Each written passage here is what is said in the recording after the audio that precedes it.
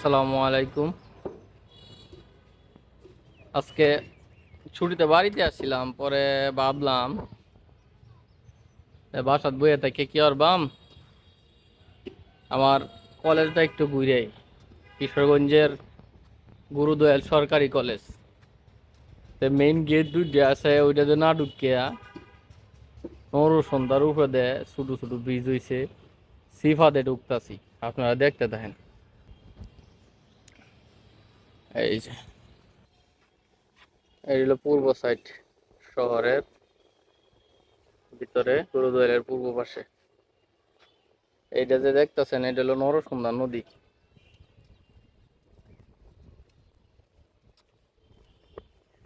আর এই হলো কাঙ্ক্ষিত সেই টাওয়ার গুরুদয়ালের। আর এইখান থেকে যে দেখতেছেন, এটা গুরুদয়ালের একটা নতুন ভবন, এটা দেখা যাইতেছে। ভিতরে গিয়ে আরো ঢুকবাম, আপনারা লগে তাহুন যে দেন যে পানি, ওই সাইড দিয়ে আবার রাস্তা।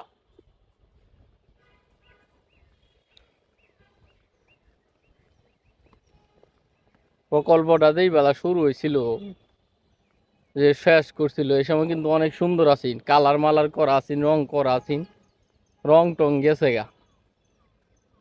পরীক্ষা চলতেছে, আয়ে পরীক্ষা, এইচএসসি পরীক্ষা যে চলতেছে, স্কুলে ঘুম ঘুম আওয়াজ নাই, তার কলেজে ঘুম ঘুম আওয়াজ নাই, মানে কলেজ বন্ধ আছে। গুটি কয়েকটা ক্লাস চলে কিনা তাও জানি না। কত হইল গা, 2005 সেশনে এন আয়া ভর্তি হয়েছিলাম অনার্সে।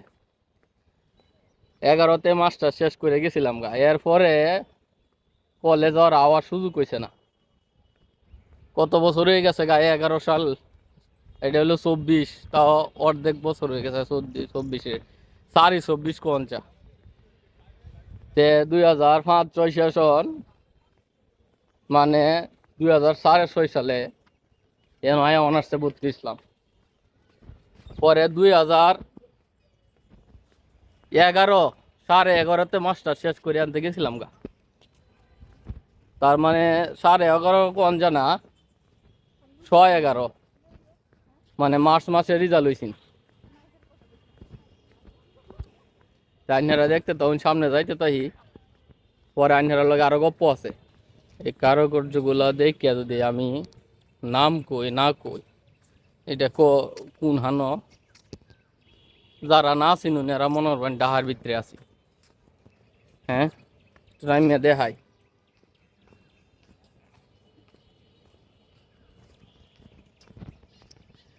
কিশোরগঞ্জের বাসা জ্ঞানের মজা লাগে। অনেকদিন ধরে তো দেখতেছেন চ্যানেল, কন্যা তো কিছু খালি ভিডিও ভালো হয়েছে না খারাপ হয়েছে, কতটা সুন্দর লাগছে, কিশোরগঞ্জের বাসাটা যে কি মন লাগছে, এটা আপনারা কন্যা। এইটা দিয়ে আয়া ঢুকছি সিফা দে, এই বাজারে সিফা দেন দেয়া ঢুকছি।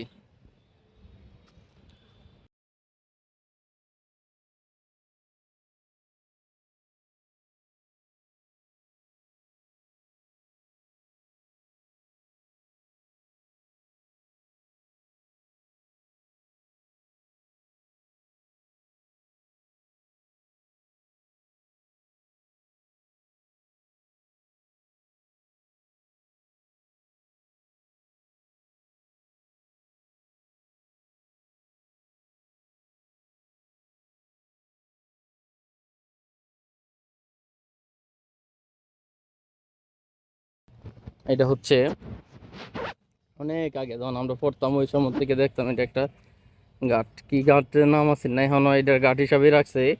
এখানে এলাকার যারা নিম্ন শ্রেণীর মানুষগুলো আছে, এইখানে আসা গোসল টোসল করে। এই ঘাট হিসাবে এটা রাখা হয়েছে, এটা শেষ করেছে না। এটার কি ঘাট জানি কইতাও আমার মনে নাই। একটু সামনে আছে মুক্তমঞ্চ, এটার মাঝে মঞ্চ হিসাবে বানাইছি। এমন একটা জায়গা বানাইছিলেন অনুষ্ঠান করলে, চার দিক দিয়ে না তো 3 দিক দিয়ে বইতে হবে। একদিক দিয়ে নরসন্দা নদী, ওই দেখেন এই জিনিসটা অনেক সুন্দর। আজকে বন্ধ, মানুষ নাই, ছাত্রছাত্রীরা নাই বেশি, বন্ধ দেখিয়া। তাই এরা রাজত্ব করতেছে, আর আমি দেখাইতেছি।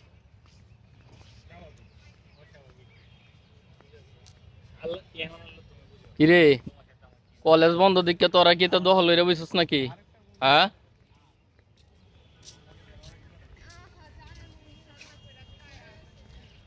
এই দিল সেই কাঙ্ক্ষিত মুক্ত মঞ্চ।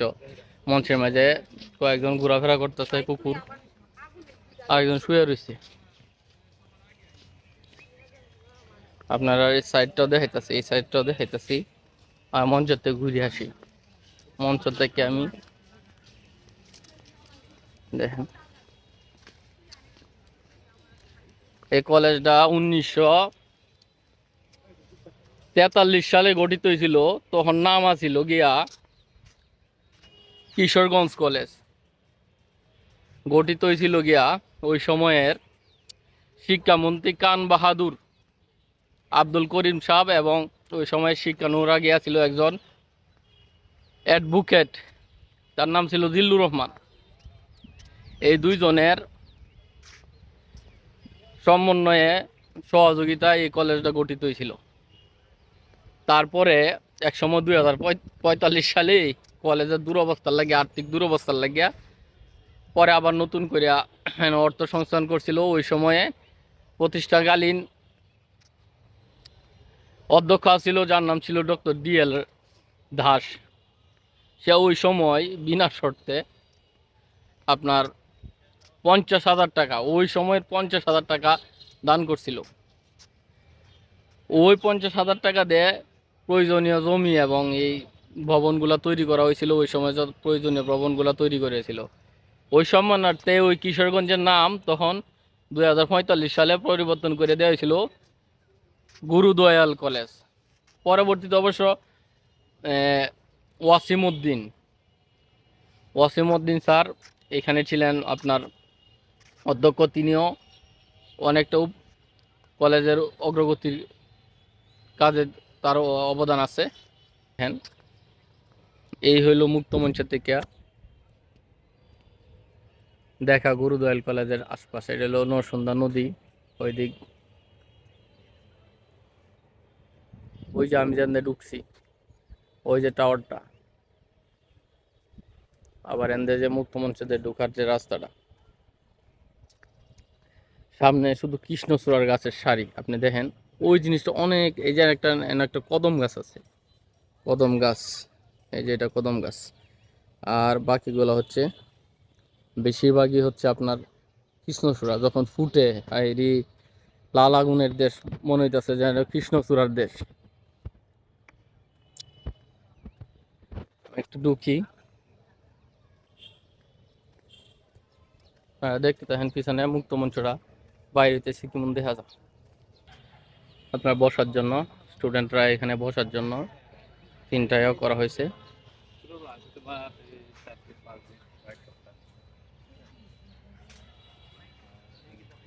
একটা লম্বা সময় ওইখানে মেইন মাঠে ঢুকবো।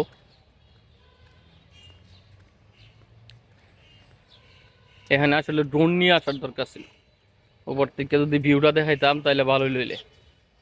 আপনারা প্রথম পার্টটা দেখুন, আশা করি ভাল লাগলে যদি এখানে রিয়াক্ট পাই তাহলে দ্বিতীয় পার্ট দেম।